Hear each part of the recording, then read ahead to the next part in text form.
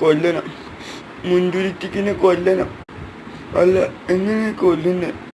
ഡാടാടാ മോനെ, എന്തുവാടി പറയുന്നത്? ഇത്ര കൊച്ചിലെ ഇങ്ങനെ ആയി കഴിഞ്ഞാൽ ഞങ്ങൾ പിന്നെ മാതാപിതാക്കളും കൊണ്ട് എന്താണ് കാര്യം? ഇതിങ്ങനെ വിട്ട പറ്റത്തില്ല. അവളേക്ക് പറയിപ്പിക്കാം. എന്താ ആവശ്യ? രാവിലെ തുടങ്ങിയോ രണ്ടെണ്ണം കൂടി?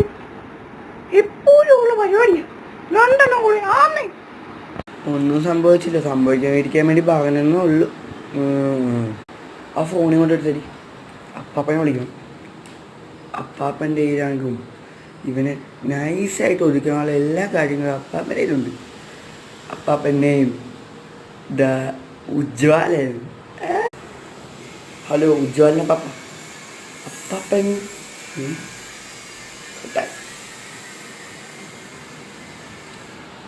ഹലോ അപ്പാപ്പ. ഹലോ, പിന്നെ നമ്മുടെ കൊച്ചനെ അപ്പാപ്പൻ്റെ കൊച്ചുമോനെ ഒരു കുസൃതിയെ കാണിച്ചിട്ടുണ്ട്. അത് മാറ്റാൻ വേണ്ടി അപ്പാപ്പനൊന്നും ഇവിടെ വരണം. അതെന്താ മോനെ, ഞാൻ വരാമല്ലോ. ആ ശരി അപ്പാപ്പ. ഓക്കെ. എടി അപ്പാപ്പനെ നമുക്ക് വേടി.